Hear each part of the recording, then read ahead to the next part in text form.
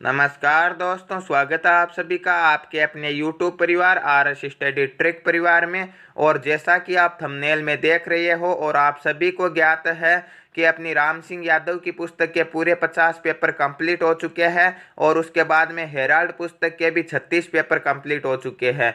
और उसके बाद में आज 37वें पेपर के पूरे 50 क्वेश्चन करेंगे, जिसमें सामान्य ज्ञान, सामान्य विज्ञान, गणित और रीजनिंग सहित पूरे 50% दिए गए हैं। और यदि आपकी प्रतियोगी परीक्षाओं में तैयारी अच्छी है और आप आगे अपनी तैयारी मजबूत करना चाहते हो तो इन 50 में से कम 40 प्लस का आपको टारगेट रखना होगा। और अंत में कमेंट बॉक्स में कमेंट करके ज़रूर बताना होगा कि 50 में से आप कितने सही कर पाए।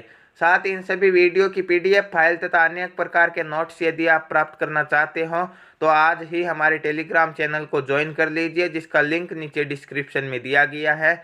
और हमारे चैनल को सब्सक्राइब कर नोटिफिकेशन बेल को ऑन कर लीजिए ताकि आने वाले वीडियो की पल पल की अपडेट आप तक पहुंचती रहे। चलते हैं पहले क्वेश्चन की ओर। पहले पार्ट में जीके के 15 मोस्ट इंपॉर्टेंट क्वेश्चन करेंगे।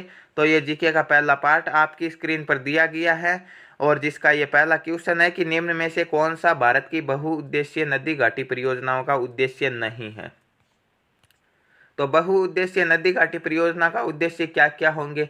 सिंचाई होगा, सीधी सी बात है।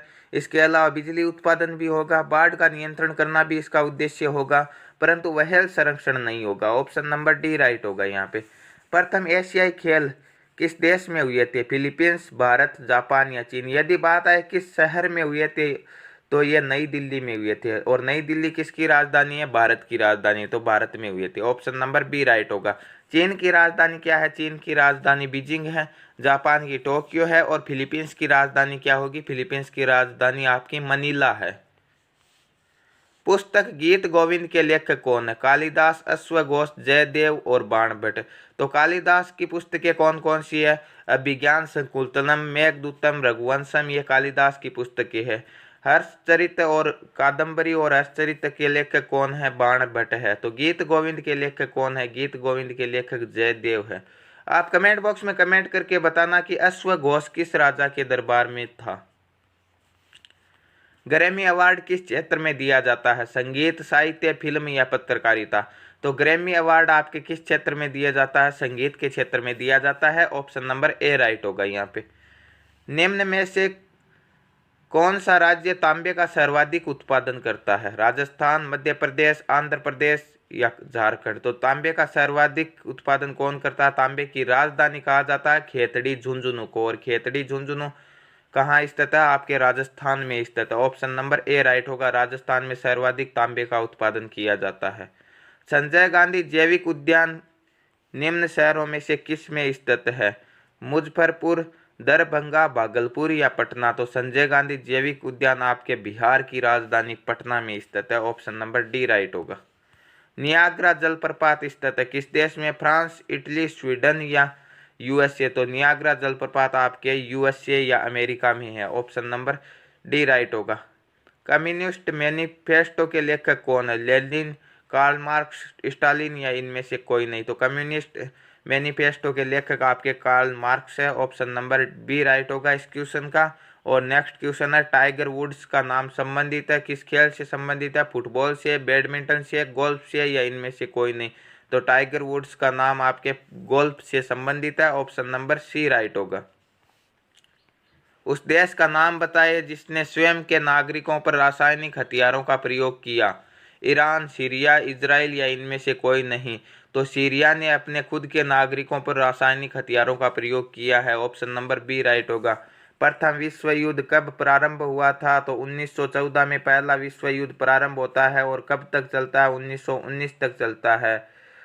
और तो दूसरा विश्व युद्ध कब प्रारंभ हुआ था? दूसरा विश्व युद्ध 1939 को प्रारंभ होता है और 45 तक चलता है। तो यहाँ पे कौन सा ऑप्शन राइट होगा? 1914। ऑप्शन नंबर डी राइट होगा। बांग्लादेश का उदय कब हुआ? 1970, 1971, 1972 या 1973? तो भारत पाकिस्तान का युद्ध होता है 1971 में और उसी के तहत बांग्लादेश का उदय होता है। और बांग्लादेश पूर्णतः स्वतंत्र कब हुआ था? 1972 में हुआ था। ऑप्शन नंबर सी राइट होगा यहाँ पे। नेपोलियन बोनापार्ट संबंधित था किससे संबंधित था? फ्रांस से, ऑस्ट्रिया से, जर्मनी से या इंग्लैंड से? तो नेपोलियन बोनापार्ट कहाँ का शासक था आपका फ्रांस का शासक था। ऑप्शन नंबर ए राइट होगा। लुई 16वें के बाद में नेपोलियन बोनापार्ट वहाँ का शासक बनता है।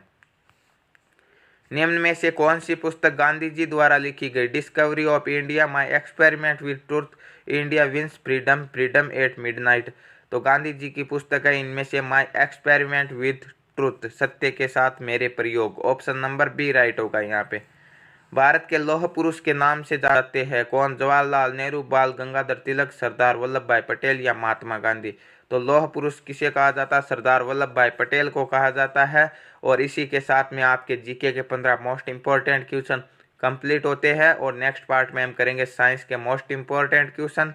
विज्ञान का पहला प्रश्न आपकी स्क्रीन पर दिया गया है कि मानव शरीर में रक्त परिसंचरण की खोज किसने की? Edward Jenner, Joseph Lister, William Harvey या जोनोन इसेल्स। तो किसने की थी रक्त परिसंचरण की खोज? आपके विलियम हार्वे ने की थी। ऑप्शन नंबर सी राइट होगा। नेक्स्ट क्वेश्चन दिया गया है कि कौन सी धातु सामान्यतः विद्युत चुंबक के रूप में प्रयोग होती है? चुंबक के रूप में कौन प्रयोग होती है? तांबा, निकल, कोबाल्ट या लोहा। तो चुंबक के रूप में आप सभी को पता है कि लोहा प्रयोग किया जाता है। न्यूटन सेकंड किसका मात्रक है? वेग, कोणीय संवेग, ऊर्जा या संवेग। तो न्यूटन सेकंड आपके संवेग का मात्रक है। ऑप्शन नंबर सी राइट होगा इस क्वेश्चन का। समुद्र का रंग नीला दिखाई देता है क्योंकि इस पर गिरने वाला सूर्य का प्रकाश क्या होता है? यह प्रकाश के प्रकीर्णन के कारण समुद्र का रंग नीला दिखाई देता है। तो यहाँ पे कौन सा ऑप्शन राइट होगा? परावर्तित नहीं होगा, अपवर्तित नहीं होगा, अवशोषित नहीं होगा, प्रकीर्णित होगा। ऑप्शन नंबर डी राइट होगा। भोजन की ऊर्जा को मापा जाता है किसमें? केल्विन, कैलोरी, यूसीएल या इनमें से कोई नहीं। तो भोजन की ऊर्जा को कैलोरीज में मापा जाता है। ऑप्शन नंबर बी राइट होगा।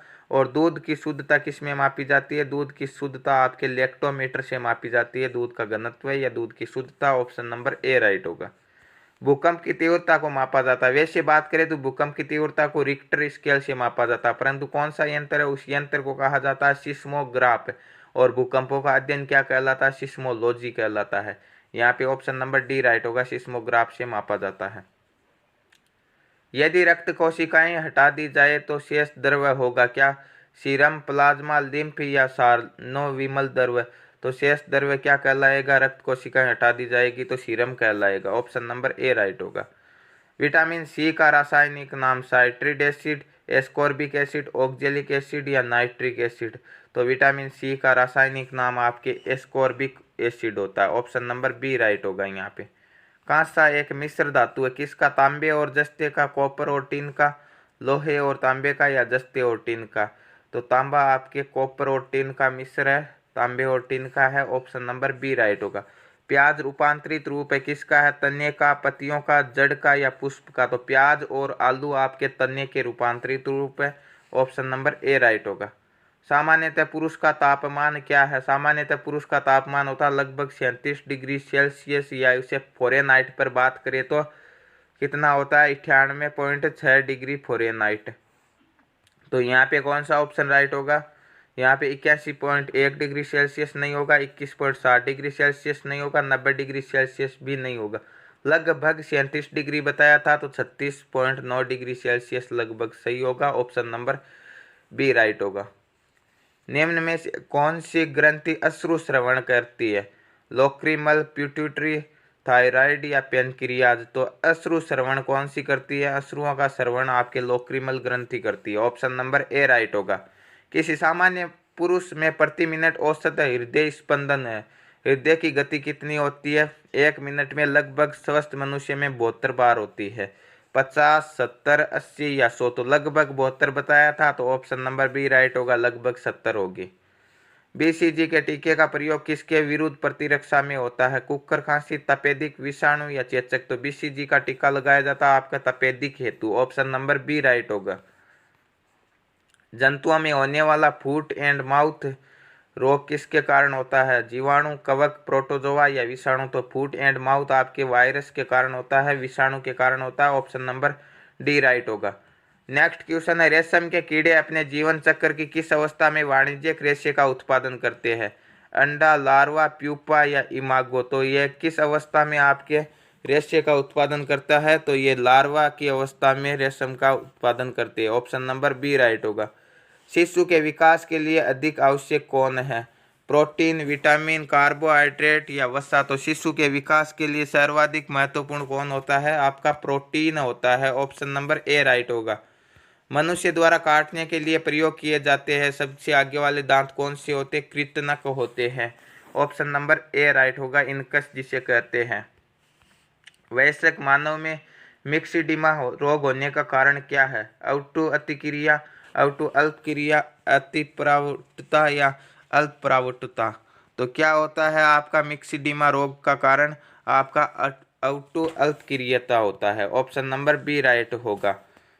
तो यह थे साइंस के मोस्ट इंपॉर्टेंट क्वेश्चन, और नेक्स्ट पार्ट में हम करेंगे गणित के मोस्ट इंपॉर्टेंट क्वेश्चन। तो गणित का पहला प्रश्न आपकी स्क्रीन पर दिया गया।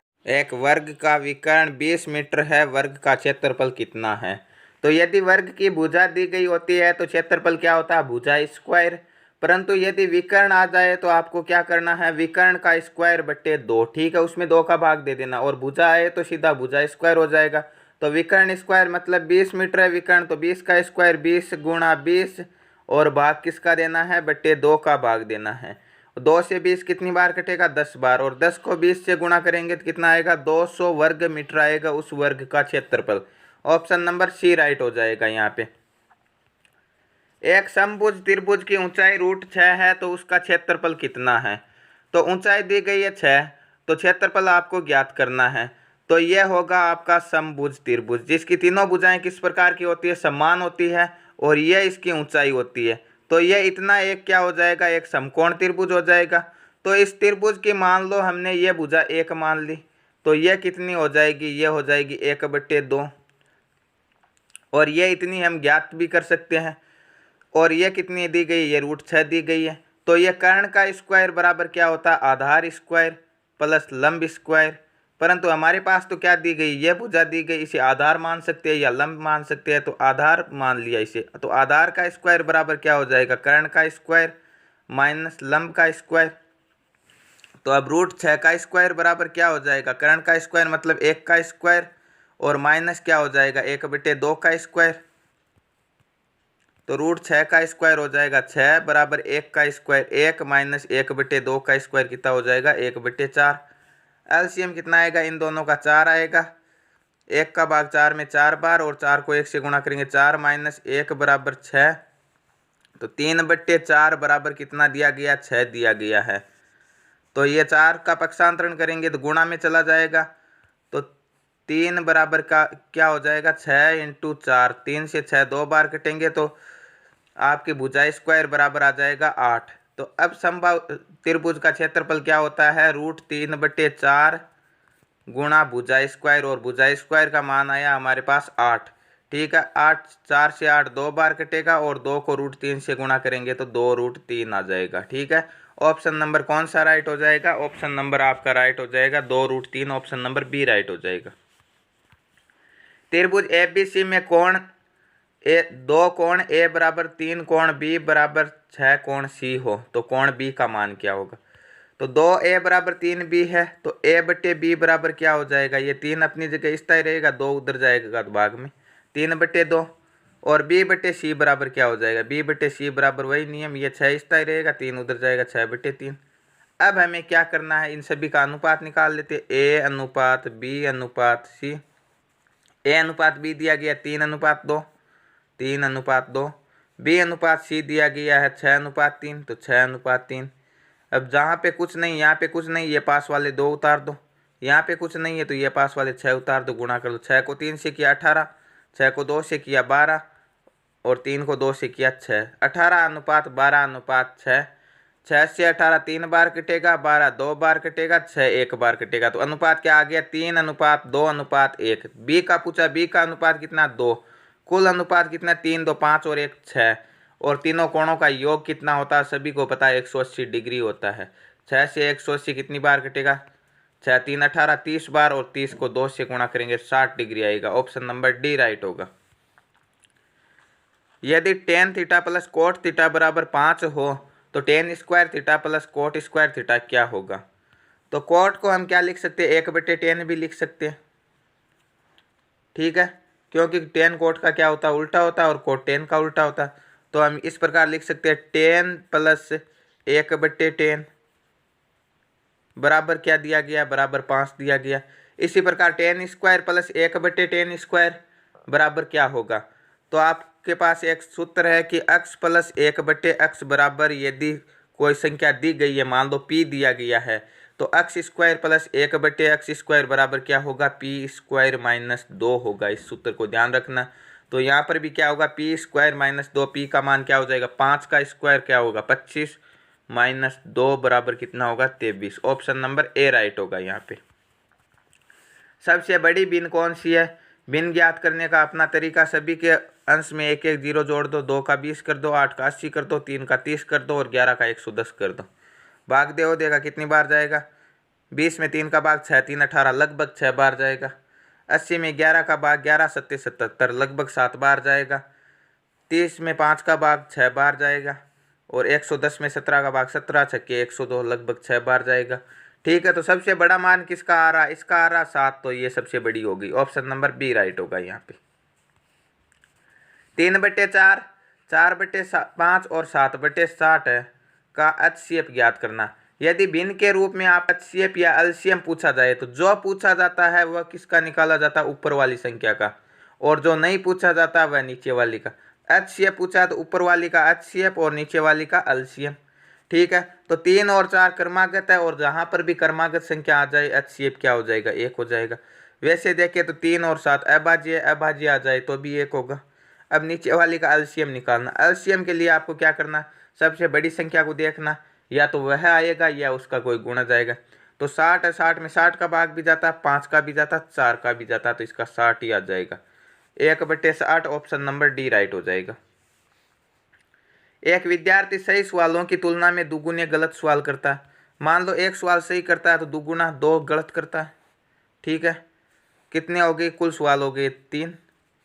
और यदि उसने कुल सवाल 48 है तो 3 बराबर कितने हो गए 48, तो 1 बराबर कितना हो जाएगा 3। 48 में 3 का भाग 16, 3 48 16। तो उसने कितने सही किए, तो 1 का मान हो गया 16 सही किया तो 32 गलत किए। पूछा किसका है, सही का पूछा तो 16, गलत का पूछता 32, कुल हो जाते हैं 32 और 16 48। बिल्कुल सही है अपना सवाल।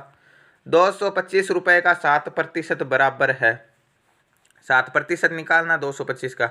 225 गुणा 7/100, 225 को 7 से गुणा करेंगे, 5 सत्ते 35, 2 सत्ते 14 और 3 17, 2 सत्ते 14 और 1 15/100। कितने जीरो है, 1 और 2 जीरो है, तो 1 और 2 छोड़कर पॉइंट लगा दो, 15.75। ऑप्शन नंबर डी राइट हो जाएगा। एक हारमोनियम 16 रुपये में बेचा गया। यदि हानि का प्रतिशत लागत मूल्य के बराबर है तो उसका लागत मूल्य क्या होगा। क्रय मूल्य 100% होता है और जो क्रय मूल्य है आपका वह क्या होगा, वही हानि का प्रतिशत होगा। तो मान लिया हमने क्रय मूल्य x है, ठीक है, x मान लेते एक बार। तो विक्रय मूल्य कितना है 16 रुपये, तो हानि कितनी हो जाएगी, हानि हो जाएगी आपकी,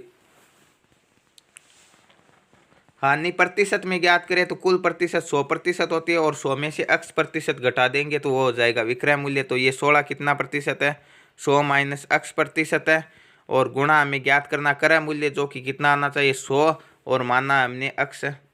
ठीक है, तो ये हो जाएगा 1600/100 माइनस x बराबर दिया गया है x। ठीक है, इससे वज्र गुणा कर देंगे 1 उतार कर, तो कितना हो जाएगा 1600 बराबर क्या हो जाएगा 100x माइनस के x²। और इस संख्या को यदि हम इधर लाएंगे तो क्या हो जाएगी, ये 100x है, तो ये हो जाएगा आपका x² माइनस के 100x प्लस के 1600। अब इस 100 के इस प्रकार के टुकड़े करना, जोड़े या घटाए तो 100 आना चाहिए और गुणा करें तो 1600 आना चाहिए। तो आपके होते हैं 80 और 20, 80 और 20 क्या हो गए 100 होता है योग, और यह कितना हो जाएगा गुणा करेंगे तो कितना होना चाहिए 8 दूने 16, 1600 हो जाएंगे। तो या तो वो संख्या 80 आएगी या 20 आएगी, तो 20 तो नहीं आ सकती, आपके ऑप्शन में भी नहीं है, तो वो संख्या कौन सी होगी 80 होगी। ऑप्शन नंबर डी राइट होगा यहाँ पे। यदि √16/49, 16 का वर्गमूल कितना होता है 4, 49 का होता है 7, तो हम लिख सकते हैं 4/7 बराबर x/49 है। वज्र गुणा करवा दो तो कितना हो जाएगा 7x बराबर कितना हो जाएगा 4 गुना 49। ये 7 उधर भाग में जाएगा तो 49 कितनी बार कटेगा, 7 बार ही कटेगा, तो 7 चौके 28 आ जाएगा अक्स का मान। ऑप्शन नंबर डी राइट हो जाएगा। यदि एक ट्रेन की लंबाई 150 मीटर है, वह किसी खंभे को 12 सेकंड में पार करती है, ट्रेन की गति किलोमीटर प्रति घंटे में। देखिए ट्रेन किसी खंभे को, किसी बिंदु को, किसी व्यक्ति को पार करती है, दूरी कितनी होती है, जो ट्रेन की लंबाई होती है, जो कि 150 है, और चाल का सूत्र दूरी बटा समय 12। अब हमें ज्ञात करने किलोमीटर प्रति घंटे में, तो 18/5। 5 से ये कितनी बार कटेगा, 30 बार, 5 3 15 होता है, ठीक है। अब हमें क्या करना है, 6 से ये कितनी बार कट रहा है, 18 3 बार, 12 2 बार, और 2 से 30 कितनी बार कट रहा है, 15 बार। 15 को 3 से गुणा करेंगे, 45 किलोमीटर प्रति घंटा। ऑप्शन नंबर सी राइट होगा। ए और बी मिलकर किसी कार्य को 8 दिनों में कर सकते हैं। ए अकेला उसे 12 दिनों में कर सकता है, तो बी अकेला। यदि दोनों का साथ करते, पहले तो जब 2 ही व्यक्ति दिए गए तो ऊपर कुछ नहीं करना, दोनों संख्याओं को गुणा करवा दो, 8 × 12। अब यदि दोनों का साथ पूछता तो हम जोड़ देते, परंतु बी का अकेला का पूछा तो 12 - 8 कितने हो जाएंगे, 4। 4 से 8 2 बार, और 2 को 12 से गुणा करेंगे, 24 दिनों में कर सकता है। ऑप्शन नंबर ए राइट होगा। √0.00059 का वर्गमूल आपको ज्ञात करना है। तो पहले तो इकाई का अंक तो 3 ही आएगा सभी में, क्योंकि 9 है, या तो 7 का होगा या 3 का होगा। तो आपके ऑप्शनों में 3 है तो 3 ही आएगा निश्चित ही। यदि 7 का होता तो फिर हम उस तरह से देखते। अब दूसरी बात, यहाँ पे सभी में 243 243 243, पर क्या 273, तो इसकी भी कन्फर्मेशन कर लेते हैं, क्योंकि हम एक संख्या छोड़ते हैं और 590 किसके नज़दीक है। तो 625 किसके होते हैं, 25 के होते हैं, परंतु ये 27 के तो नहीं हो सकते, तो 25 से कम ही होगा, तो ये होगा 243 का निश्चित रूप से। अब बात करते हैं जीरो की, कितने जीरो, 1 2 3। यदि 4 होते तो 2 जोड़े बन जाते, 2 जीरो उतार देते, परंतु 3 ही है तो 1 जीरो उतारेंगे, दशमलव उतार दिया। 0.0243 का वर्ग है ये। ऑप्शन नंबर ए राइट होगा इस क्वेश्चन का। 2 पाइप ए और बी किसी हौज को क्रम से 24 मिनट और 30 मिनट में भर सकते हैं। दोनों साथ में चालू किए जाते हैं, परंतु 8 मिनट के पश्चात पहले को बंद कर दिया जाता है, तो हौज को भरने में बी द्वारा लिया समय है। देखिए ए और बी, ए 24 मिनट में भरता है तो 1 मिनट में 1/24 भाग भरता है। बी 30 मिनट में भरता है तो 1 मिनट में 1/30 भाग भरता है। दोनों मिलकर कितने मिनट में भर देंगे, दोनों मिलकर भर देंगे आपके, इनका एलसीएम कितना आएगा, 24 और 30 का एलसीएम आ जाएगा आपका 120। 24 का भाग कितनी बार जाएगा, 5 बार। 30 का कितनी बार जाएगा, 4 बार। तो 120/9 मतलब 40/3 मिनट में ये भर देंगे। तो 1 मिनट का काम कितना हो जाएगा इनका, 3/40, वही नहीं है। 1 मिनट का 3/40 काम हो जाएगा, तो ये 8 मिनट तक काम करते हैं। 8 से गुणा करवा देंगे, 8 एकम 8 और 8 पंजे 40।